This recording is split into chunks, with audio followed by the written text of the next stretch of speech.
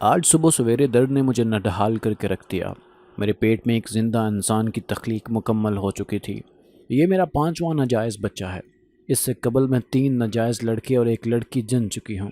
چاروں ناجائز بچوں کے باپ کوئی ایرے غیر نتھو خیرے لوگ نہیں ہیں۔ عظیم الشان ایوانوں کے سیاسی رہنما، سرکاری افسر اور اونچی پگڑیوں والے نامی گرامی شخصیات ہیں۔ مجھے حمل ضائع کرنے کا خیال کبھی نہیں آیا، کیونکہ میرے شوہر نے مجھے محض اس وجہ سے طلاق دے دی کہ میں بچے پیدا نہیں کر سکتی۔ انہی دنوں ایک پیر صاحب نے میرے لیے تعویذ پر بھی کام شروع کر رکھا تھا۔ جس دن مجھے طلاق ہوئی، اس دن پیر صاحب نے بتایا کہ آج میں با نفس نفیس تیرے پیٹ پر تعویذ باندھوں گا۔ میں نے لمحے بھر کے لیے اپنے پیٹ پر ہاتھ رکھا، پھر سینے میں دل گویا دھڑ دھڑ دھڑکنے لگا، جیسے میرے چھاتیوں میں دودھ کی گٹھلیاں ہیں اور دودھ چھلکنے کو ہے۔ جھٹ پٹ میں نے قمیض اوپر کر کے پیٹ سینے تک برہنہ کر دیا۔ پیر صاحب نے مجھے لٹایا اور میرے سرہانے بھاری تکیہ رکھ دیا۔ پیر صاحب نے ناف سے سینے تک اپنی چپٹ چپٹ چاٹتی لپاتی زبان کے لعاب مبارک سے مجھے تر کر دیا۔ مجھ پر مدہوشی طاری ہو رہی تھی۔ میرے کانوں میں دور کہیں سے بچے کے رونے کی صدا آ رہی تھی، اور پھر میں گویا اپنی چھاتی بچے کی طرف بڑھاتی اور دودھ پلانے لگتی ہوں۔ میرے پستانوں کو نچڑ نچڑ کر چوسا جا رہا تھا۔ ہاں، پیر صاحب میرے پستان چوس رہے تھے، اور پھر میرے وجود کے اندر ایک حرارت پیدا ہو گئی، جیسے بچہ روتے روتے چپ ہو گیا ہو، اور اس کی گرم گرم سانسیں میرے رخساروں، کانوں، گردن اور سینے پر رقص کر رہی ہوں۔ تھوڑی دیر بعد پیر صاحب نے میرے پیٹ پر ایک تعویذ باندھ کر مجھے رخصت کر دیا۔ گھر جاتے ہوئے میں عجیب سی کیفیت سے گزر رہی تھی، مگر جب گھر پہنچی تو حالات پلٹا کھا چکے تھے۔ میرے اور میرے شوہر کے مابین دن بھر تکرار ہوئی اور اسی شام مجھے طلاق مل گئی۔ چند ماہ بعد مجھے حمل کا احساس ہوا۔ میں ایک بار پھر پیر صاحب کے پاس چلی آئی اور بتایا، اب میرے پیٹ میں اس بچے کو کسی طرح ضائع کر دو۔ استغفر اللہ۔ اس نے اپنی خمار آلود آنکھیں میری طرف گما کر کہا، یہ گناہ ہے، قتل ہے، لیکن اس کا باپ۔ میرا سوال ابھی پورا بھی نہیں ہوا تھا کہ پیر صاحب نے اپنی جلالی آواز میں جواب دیا، ملنگ لوگوں کے ماں باپ نہیں ہوتے، یہ بچہ اس درگاہ کا صدقہ ہوگا۔ یوں میں نے اپنا پہلا ناجائز بچہ پیر صاحب کو بطور صدقہ دے دیا۔ بیٹے کا دودھ پلاتے ہوئے مجھے عجیب طرح کا سرور ملتا۔ میرے پیٹ میں رہتے ہوئے اس نے مجھے درد کی جس لذت سے آشنا کر دیا تھا، وہی لذت اب میری چاہت اور طلب تھی۔ میرے پیٹ میں موجود 5 ناجائز بچوں کے درد کی لذت سے نوازا۔ میں اپنے ہر بچے کی پیدائش کے بعد اس کے ماتھے پر ایک تارا بنا کر زخم زدہ کر دیتی، تاکہ بطور دعویٰ میرے پاس ثبوت موجود ہوں۔ آج میں نے جس بچے کو جنم دیا ہے، اس کی وجہ سے پہلی بار مجھے بچوں سے نفرت پیدا ہوئی۔ اس کے جنم لینے کا طریقہ نرالا تھا، اس لیے میں نے اس کے ماتھے پر 2 ستارے بنا دیے۔ یہ حرامی جب جنم لے رہا تھا تو میں صبح سے درد و اندوا میں مبتلا ہو گئی تھی۔ میں سارے انتظامات مکمل کر چکی تھی۔ پیدا ہونے کے دوران سب سے پہلے اس کے پاؤں باہر آئے، میں ڈر گئی۔ پھر دھیرے دھیرے اس کا پورا وجود باہر نکل آیا، لیکن گردن سے مسلوب تھا، سر ابھی اندر ہی تھا۔ میں نے جٹ شہادت کی انگلی اندر داخل کی اور منہ کے نیچلے جبڑے کے اندر انگلی رکھ کر ایک ہی جست میں باہر کھینچا۔ بچہ نہایت خوبصورت تھا۔ پتہ نہیں کیوں اس پر اتنا غصہ آیا تھا۔ پہل تو اسے قتل کرنے کا خیال آیا، پھر عیدی ویلفیئر ٹرسٹ کا جھولا یاد آیا، جس پر لکھا ہوتا ہے، قتل مت کیجیے، اس جھولے میں ڈال دیجیے۔ میں نے اپنا 5واں ناجائز بچہ عیدی ٹرسٹ کے ناجائز بچوں والے جھولے میں ڈال دیا، اور قسم کھائی کہ آئندہ گناہ کے لوتھڑے پیٹ میں کبھی نہیں آنے دوں گی۔ گل نگار نے اپنی ڈائری کے 13 فروری والے صفحے پر لکھا، آج رات میں نے ایک عجیب و غریب خواب دیکھا۔ 30-40 برس کی عمر اسی ایک رات میں بیت گئی۔ میرے 5 ناجائز بچے اپنے شعبے کی جانی پہچانی شخصیات ہیں۔ میرے 4 بیٹے مجھ سے ذرا برابر میل نہیں کھاتے، مگر بیٹی بالکل میری تصویر ہے۔ میرا پہلا حرامی بچہ پیر صاحب کی گدی نشین ہے۔ وہ قصہ خوانی بازار میں ایک احتجاجی جلسے سے خطاب کر رہا ہے۔ یہ احتجاج ایک فاحشہ میڈم فاخرہ کے خلاف ہے۔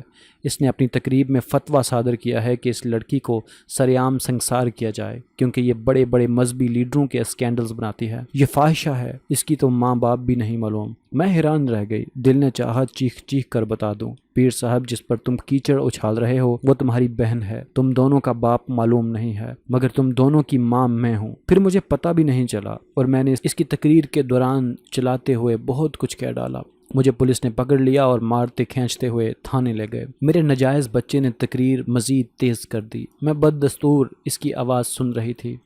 وہ بول رہا تھا، یہ یہودی لابی ہے جو مذہبی لیڈروں کے خلاف زہر آلود پروپیگنڈا کر رہی ہے، ان کے خلاف جہاد کرنا چاہیے۔ پھر لوگوں نے نعرے بلند کیے، الجہاد الجہاد۔ पुलिस इंस्पेक्टर के खसूसी कमरे में चंद सिपाहियों ने चुटिया से पकड़कर मुझे खींचा। इंस्पेक्टर ने इन्हें बाहर जाने का इशारा किया। वो चले गए। दरवाज़ा बंद हो गया। मैंने आवाज़ बुलंद कहना शुरू किया, जिसको तुम लोग पीर कहते हो, ये मेरा नाजायज़ बच्चा है। मेरे मुंह पर इसने अपने भारी हाथ से ज़ोरदार थप्पड़ रसीद किया और मुझ पर आ गिरा। फिर मेरे कपड़े फाड़ दिए। इसकी वहशत में मजहबी इंतकाम भी था और हवस भी। गौर से देखने पर मुझे इसके माथे पर तारा नजर आया। मैं जकन भर कर उठना चाहा। नहीं मेरे बच्चे, तुम तो मेरे बेटे हो। तेरे माथे पर यह तारा, मेरी बात अधूरी रह गई।